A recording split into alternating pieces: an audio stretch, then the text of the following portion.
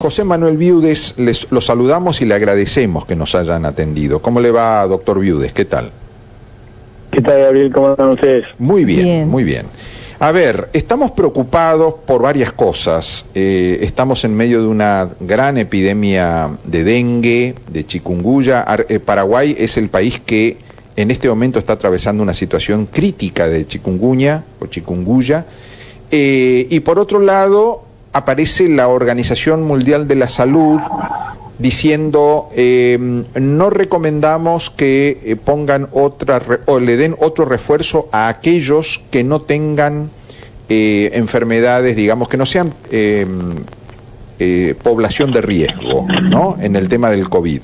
Entonces más de una persona dice, yo hice mal en ponerme las vacunas, todos los refuerzos, y la famosa vacuna bivalente. ¿Por qué no nos explica su punto de vista, doctor Viudes, sobre este tema de las vacunas del COVID? Bueno, sí, lo de la OMS es algo que tiene que ver con ellos hicieron un análisis de inmunidad, eso se mide en sangre, hicieron un análisis de inmunidad en la población, sobre todo europea.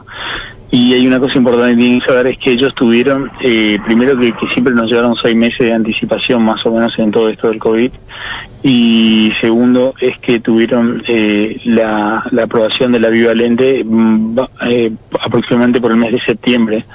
O sea que le diría que el 100% de la población vulnerable o pasible de ser vacunada ya tiene por lo menos una dosis bivalente en el lugar donde la OMS tomó esta medición de anticuerpos, y nosotros comenzamos con la bivalente aproximadamente en diciembre, enero. Así que muchísima población no tuvo acceso a esa vacuna, y lo interesante de esa vacuna, que sería el tercer refuerzo, o la quinta dosis, como la gente la llama, sí. Lo interesante de esa vacuna es que es un prototipo totalmente nuevo que cubre todas las variantes anteriores, y otra cosa interesante es que es un prototipo ARN que terminó siendo la mejor vacuna que se hizo, que son las famosas Pfizer y Moderna. Ajá. Terminaron siendo, pero por lejos, las mejores vacunas. De hecho, si ustedes se ponen a pensar, ya no hay más Sputnik en el mundo, ni AstraZeneca, digamos, ni las chinas. Solo quedaron en uso esas dos prototipos de vacunas, que son la Moderna y la Pfizer, y esas son bivalentes. Así que lo que dice la OMS se aplica para algunos países, pero para nosotros no, claramente deberíamos todos recibir por lo menos una dosis de bivalente. Y hay algo interesante que la gente no sabe. Muchos recibieron un refuerzo, o sea, el tercer refuerzo o la quinta dosis, y no era bivalente. Entonces, mi recomendación es que todo paciente que tenga acceso a la vacunación y que le corresponda vacunarse, debería recibir por lo menos una dosis de la vacuna bivalente. Vamos a contarle a la gente entonces que quedó, digamos, fuera de circulación aquellas vacunas, por ejemplo, las chinas, que todos recibimos, o la Sputnik, la rusa. Es decir, esas vacunas que fueron las que nosotros recibimos, en Europa se estaban poniendo otras vacunas distintas. Esas vacunas ya no se utilizan, ¿no es cierto? Es decir, ya nadie más habla de Sinopharm o Sputnik. Realmente estas que vos mencionás, la Pfizer y Moderna, son las mejores. Sí. Y una cosa más, salió un artículo hace 2 días en la revista Nature, una revisión muy interesante donde termina demostrando que las vacunas, las de AstraZeneca, que eran muy similares a la Sputnik, así que habría que revisar qué pasó con la Sputnik, se relacionaron con mayor mortalidad cardiovascular en jóvenes con respecto a las ARN, y creemos que es eso lo que vieron los laboratorios, por lo cual desaparecieron todos los prototipos similares a la AstraZeneca y la Sputnik. Eso es grave, ¿eh? Eso es grave. Sí. Y nosotros nos pusieron muchísimas Sputnik. Es más, iban a poner una fábrica de Sputnik. ¿Qué pasó con esa fábrica? No se habló más. Porque... Y y es esto que pasó, que el prototipo, sinceramente nosotros hicimos un trabajo científico en el Muñiz, la verdad que despertaba muy buenos anticuerpos, sin lugar a dudas fue una buena vacuna para protegernos de la mortalidad. Uh-huh. Pero como la ciencia avanza tan rápido, las ARN terminaron siendo superiores en capacidad inmunógena, pero muy superiores en evitar efectos colaterales importantes. Doctor, lo llevo a dengue. Dengue sí. y chikungunya, ¿no? No es su especialidad, sí. Pero usted es un observador y está tan preocupado como todos nosotros. Nosotros estábamos ya como acostumbrados al dengue, no nos asusta, pero nos debería preocupar, ¿no? El tema de que en Paraguay explotó la chikungunya, que parecía lejana. Cuando hablaban de chikungunya, uno decía, pero ¿dónde está eso? ¿En Brasil? ¿Qué sé yo? ¿En Venezuela? No, está acá en Paraguay. Y hay ya casos de chikungunya en Formosa. Sí, no, una cosa importante. Yo soy médico clínico, especialista en clínica médica, después hice la especialidad en NEUMO, pero lo que más me apasiona es la medicina en general. Y la practico todos los días como médico clínico, hago la especialidad de gerontología y NEUMO. Pero chikungunya justamente es una patología clínica, y ahí está el error que cometió el gobierno nacional cuando pensó que el COVID era una enfermedad, era una patología viral. Es transmitida, es provocada por un virus, pero lo que producía el COVID, y lo mismo pasa con chikungunya, es una enfermedad clínica, o sea, deben ser asesorados por médicos que hagan medicina interna y vean pacientes críticos, y eso fue lo que le pasó al presidente, que se rodeó de personas que eran infectólogos, son gente que miran las bacterias y los virus, pero miran en un microscopio, pero no ven el paciente, que es el que sufre la enfermedad. Claro.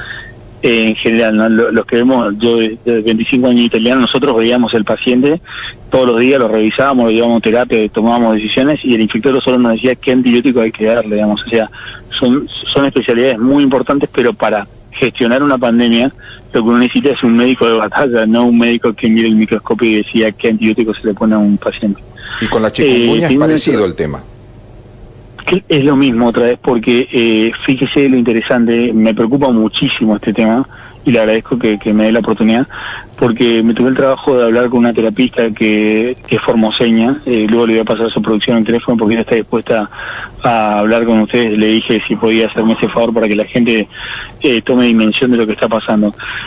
Están muy preocupados, están saturadas las camas de terapia intensiva, sobre todo, porque a diferencia del dengue, que sí fue realmente tremenda aquella primera infección, me acuerdo en 2004, 2006, el chikungunya, a diferencia del dengue, produce un cuadro grave de origen vascular, o sea, produce una inflamación en el aparato cardiovascular que termina dando una hipotensión, una baja presión severa, y en ese grupo de pacientes, si uno no los trata precozmente entre los primeros 3 días con hidratación, o sea, hay que reponerle los líquidos que va a perder por vía endovenosa, pero de manera muy experimentada, porque hay que ver a qué paciente cuánto se le pone y qué se le pone, de acuerdo a la patología previa a cada paciente.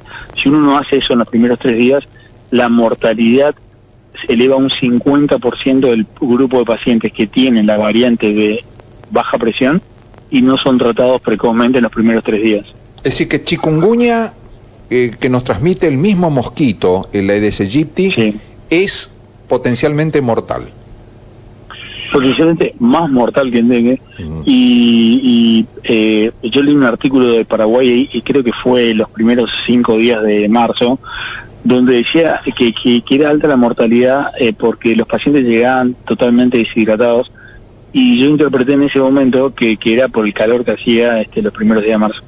Así que me tomé el trabajo de hacer una búsqueda bibliográfica, y no, lo que ellos interpretan como pacientes que llegan deshidratados es pacientes que llegan con presión baja, pero es porque el virus produce un efecto inflamatorio, se llama la habilidad capilar, y los capilares, que son los que tienen que mantener la presión, se dilatan por la inflamación que produce el virus, y los pacientes entran en una falla, pero sobre todo renal, porque el riñón no recibe la cantidad de sangre que necesita por la baja presión, y entra en falla, y esos pacientes terminan en diálisis.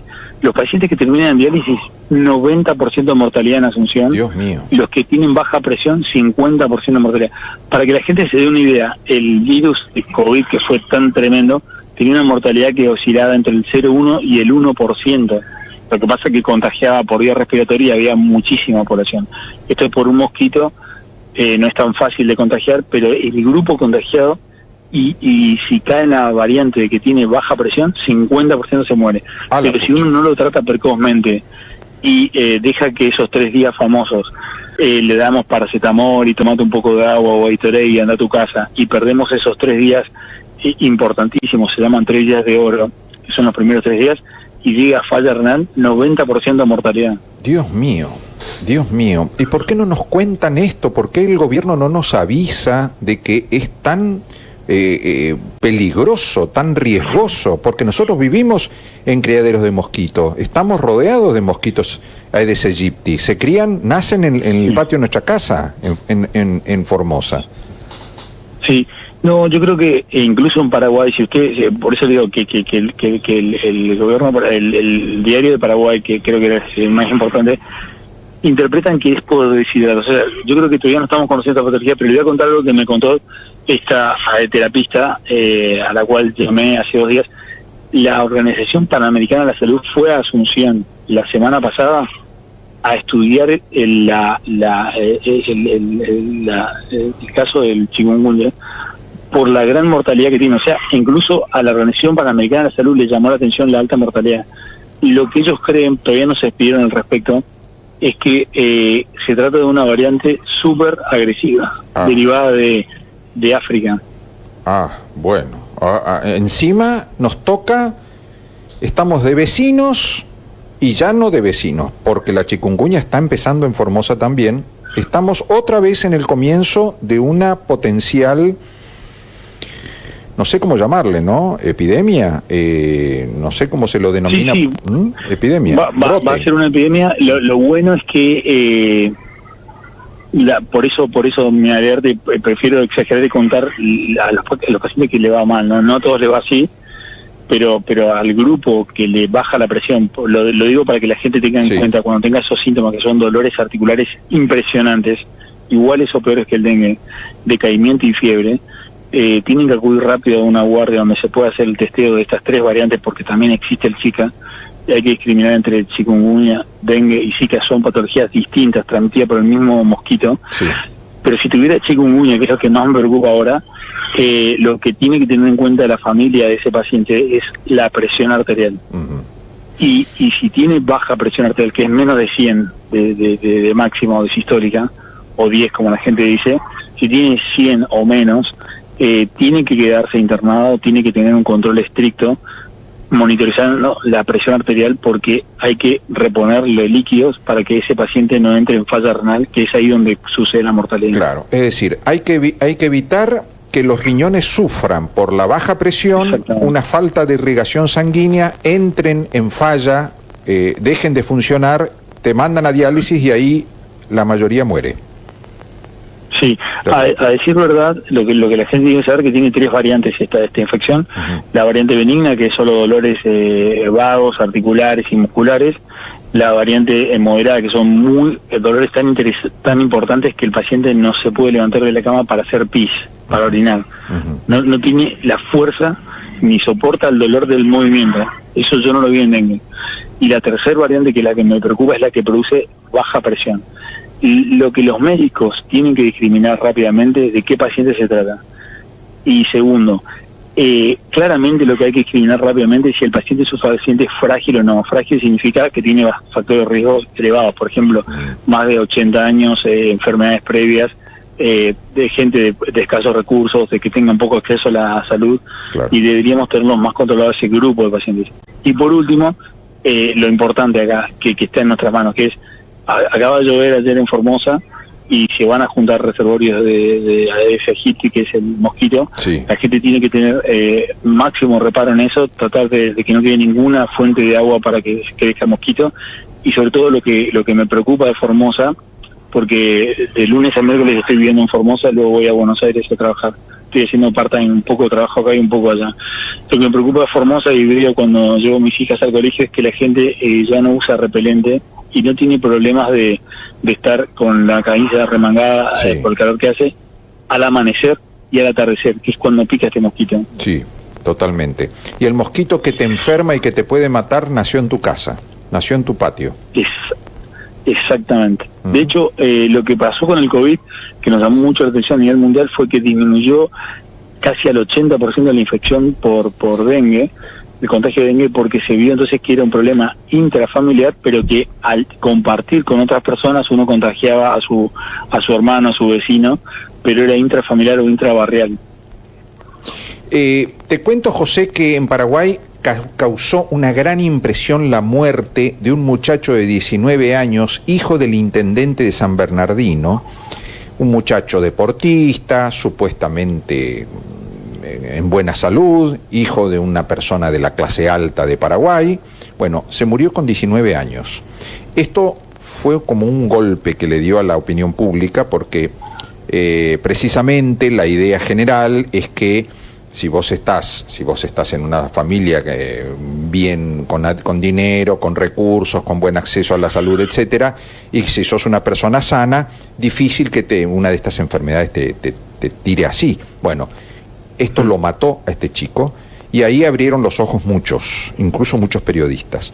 Te cuento esto porque realmente fue algo muy comentado en Paraguay, y que si una enfermedad así puede matar a una persona joven, bien alimentada, bien atendida en salud, etcétera, bueno, ¿qué le queda a los más pobres, los más ancianos, los más enfermos, los más desprotegidos, los más vulnerables?